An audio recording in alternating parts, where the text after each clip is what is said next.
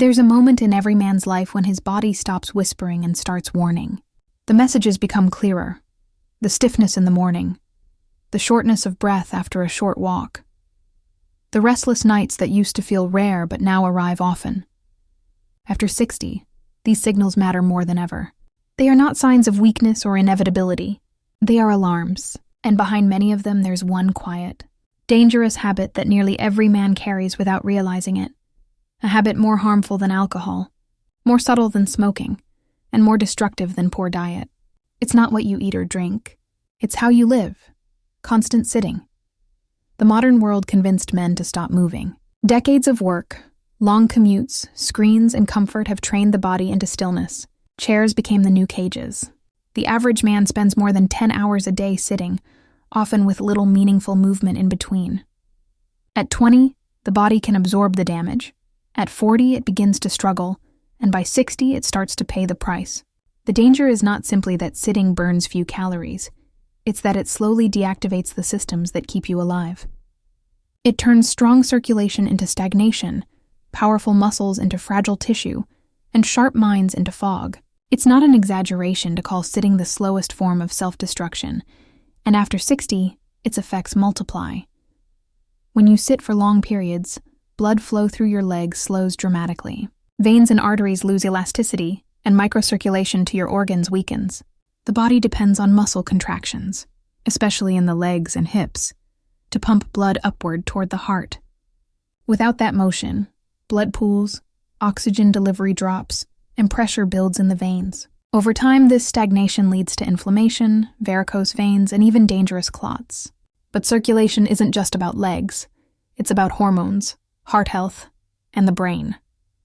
Reduced blood flow means less oxygen to the testes, which directly lowers testosterone production. It also means less nutrient delivery to the heart and brain, slowly draining energy, focus, and drive.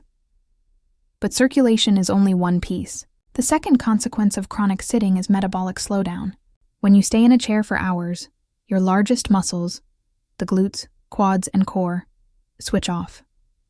These are the metabolic engines of the body, responsible for burning glucose and fats. Once they're inactive, insulin sensitivity plummets. Sugar that should have gone to muscle for energy stays in the bloodstream, raising insulin levels. High insulin triggers fat storage and inflammation, and over time, it becomes the foundation for type 2 diabetes and heart disease. The scary part is that it doesn't matter if you exercise for an hour in the morning. If you sit the other 15 hours, your metabolic rate still collapses. The body measures movement across the whole day, not just in bursts. Sitting also compresses the spine and diaphragm, subtly but constantly. When you slouch forward, your lungs can't expand fully and your diaphragm tightens. Oxygen intake drops, and shallow breathing becomes normal. The less oxygen you take in, the more carbon dioxide accumulates, leading to fatigue and poor concentration. This low-level suffocation happens slowly, but over years it reduces energy, focus, and even emotional stability. The brain depends on oxygen for calm and clarity. Without it, anxiety and irritability creep in.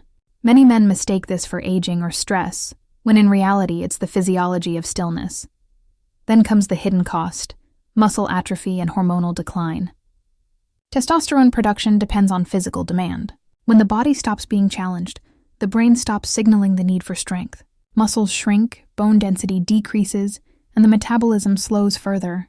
The feedback loop that once made men strong reverses. The less you move, the less testosterone you produce. The less testosterone you produce, the less you feel like moving. It's a quiet downward spiral that steals vitality one comfortable chair at a time. Even the heart begins to lose resilience. Sitting weakens the heart muscle by removing the daily stress it needs to stay strong. The human body evolved for movement, walking, lifting, stretching, climbing. These actions keep arteries elastic and maintain the delicate balance between blood pressure and heart rate. When those natural stresses disappear, the cardiovascular system adapts downward. The heart pumps less efficiently, the arteries stiffen, and small clots or plaques become more dangerous. This is why long periods of inactivity are now considered as harmful to longevity as smoking. The brain, too, pays the price. Physical activity drives the release of brain-derived neurotrophic factor, BDNF, a compound that keeps neurons young and flexible. When you stop moving, BDNF levels drop, and cognitive function follows. Memory fades faster, creativity dulls, and mood disorders rise. The man who once thought clearly now hesitates. Decisions take longer.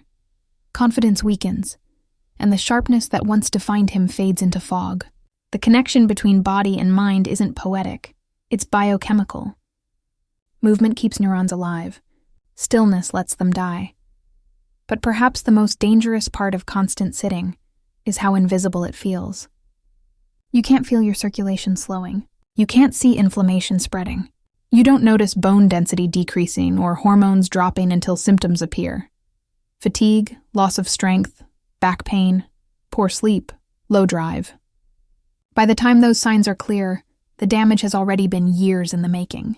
It's not sudden collapse that harms men over 60. It's decades of quiet decline that went unchallenged. And yet, there's hope. Because the solution isn't extreme exercise or impossible routines, it's motion. Gentle, consistent daily movement. Standing up every hour, walking after meals, using your body as it was designed. The moment you interrupt long sitting, blood flow returns to your legs, your brain wakes up, and your metabolism restarts. Within minutes, sugar and insulin balance improves. Within days, oxygen intake increases. Within weeks, your energy changes completely. It's not a miracle. It's biology remembering itself. This is why so many longevity studies show the same truth. It's not how long you exercise, but how often you move. Men who walk 5 to 10 minutes after every meal have dramatically lower risks of cardiovascular disease, stroke, and diabetes. Those who stand, stretch, or use stairs regularly maintain higher testosterone, stronger hearts, and sharper minds. Movement acts like a switch. Every time you use it, you tell your body to stay alive. Every time you ignore it, you tell it to decay. So the dangerous habit every man over 60 must quit isn't indulgence, it's stillness. It's the illusion that rest equals recovery. Real rest is circulation, oxygen, rhythm. The body doesn't need comfort. It needs flow. And once you begin to move again, even gently, even slowly, the systems that went dormant begin to reawaken. The next part will explore how that process unfolds, how to reverse years of damage, and how to rebuild strength, balance, and vitality, one deliberate movement at a time. Because after 60, motion isn't optional, it's medicine. The first time you decide to fight stillness, it doesn't look like a revolution. It looks like standing up, one simple act that reawakens the system you thought was fading. The moment you rise, blood pressure changes, heart rate adjusts, and muscles that have been dormant for hours contract again. It may not feel like much, but physiologically it's enormous. Your veins start pumping oxygen upward, your diaphragm expands, your spine decompresses.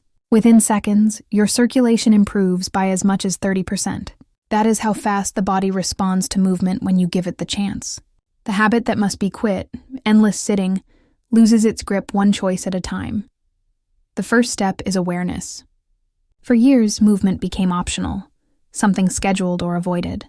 But after 60, it must become instinct again. Start by setting boundaries with yourself. Never sit longer than 30 to 40 minutes without standing. Even if it's just to stretch your legs or walk across the room, those interruptions are medicine. When you move, enzymes in your muscles activate and begin clearing fat from the bloodstream. That's not exercise. That's biology restarting its rhythm. Within a week of consistent breaks, blood sugar stabilizes and energy levels even out. It's not about effort. It's about frequency. Every small movement counts. Next comes posture, the silent architect of health. When you sit, years of compression accumulate in your lower spine and hips. The remedy isn't aggressive stretching. It's awareness and correction. Stand tall. Pull your shoulders back. Let your chest open so your lungs can fill. Breathe through your nose slowly. Each deep breath expands the diaphragm, massages your organs, and improves circulation to your heart. Over time, posture affects hormones too. A tall, upright stance signals confidence and safety to the brain, lowering cortisol and promoting testosterone. The body listens to its own shape. The man who stands tall feels stronger because his physiology agrees with him. Movement after meals is the next cornerstone. When you walk for 5 to 10 minutes after eating, your muscles act as glucose sponges, absorbing sugar directly from the bloodstream without requiring much insulin. This one habit can lower blood sugar by up to 30% and keep insulin resistance at bay. For men over 60, it's the simplest form of medicine there is. Walk slowly, breathe deeply, and let your body digest through motion instead of stagnation. Each step is a signal to your metabolism that life is still active. Then, reintroduce resistance. Not heavy weights, not exhaustion, but tension. Muscles are your body's longevity organs, and they thrive on challenge. Push, pull, lift, carry. You don't need a gym. You need gravity. Squats from a chair, slow push-ups on a counter, lifting groceries with intention. Each act rebuilds the link between your brain and your muscles. Within weeks, this restores insulin sensitivity, strengthens bones, and raises testosterone. Movement isn't punishment. It's instruction. You are teaching your body to rebuild itself. Breathing, too, is a form of movement. Most people over 60 breathe shallowly, trapped in the upper chest. But deep diaphragmatic breathing reverses years of poor oxygenation. Each slow inhale expands your lungs fully. Each long exhale signals calm to your nervous system. This activates the parasympathetic state, the mode of healing. The more you breathe deeply, the more your body learns that it's safe to rest, repair, and recover. It's a quiet but powerful message that changes your chemistry in minutes. One of the fastest ways to reverse sitting's damage is through circulation rituals. Start your morning by stretching slowly before coffee. Raise your arms, twist gently, flex your feet, rotate your neck. These movements wake the fascia, the connective tissue that ties your muscles and organs together. Healthy fascia acts like a web of communication. When it's hydrated and flexible, your body moves freely, and your blood flows better. A few minutes of gentle stretching morning and night can do more for longevity than hours of forced exercise. Hydration also becomes critical, especially after years of sedentary living. When you sit too long, lymphatic flow slows, and toxins accumulate. Water acts as the medium for circulation. Sip throughout the day and every cell benefits. Add minerals, a pinch of sea salt, or a squeeze of lemon, to replenish electrolytes. Hydration supports blood volume, nutrient transport, and joint lubrication. When you combine it with regular movement, the body becomes self-cleansing again. Over time, these habits rebuild what sitting destroyed. Not just muscle and blood flow, but rhythm. Rhythm is what keeps men alive past 60 with strength. The daily rise and fall of energy, the pattern of effort and rest, the cycles of tension and release. Movement restores rhythm by syncing the body with time again. Morning light, daylight walks, evening stillness. These cues tell your internal clock when to produce hormones, when to digest, when to recover. The older you get, the more valuable rhythm becomes. It is the invisible framework of vitality. Hormones respond powerfully to these changes. Testosterone begins to rise as the body reclaims movement. The adrenals calm down, reducing cortisol and inflammation. Growth hormone pulses more strongly during sleep, repairing tissues and strengthening bones. This is why men who start daily walking and light resistance training after years of sitting often see their energy and mood return faster than expected. They've reactivated the hormonal circuits that sitting had muted.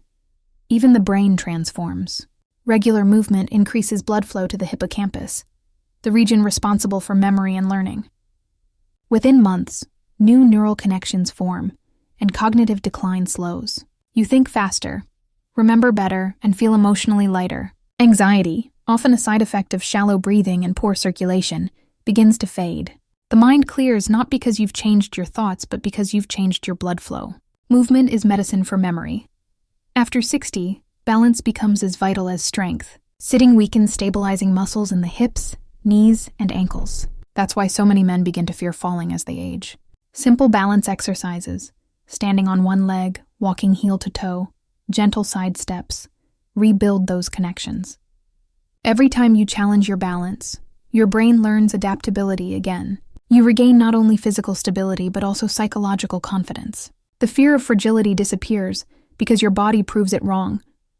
To sustain these changes, rest becomes strategic. Sleep is when all this repair solidifies. Muscles rebuild, hormones reset, memories organize. The key is quality, not just duration. Go to bed at the same time, avoid screens in the final hour, and keep your room cool and dark. Sleep and movement feed each other. Better rest makes you move more, and more movement makes you sleep deeper. That loop is the engine of longevity. Nutrition supports it all. Protein and healthy fats rebuild tissue, while fiber and antioxidants reduce inflammation caused by decades of stillness. Focus on real food. Eggs, fish, greens, olive oil, nuts, berries. These are the same foods that protect hormones and arteries. Combine them with hydration and motion, and you create the conditions for your blood to stay young. The beauty of this process is that it doesn't require intensity, only consistency.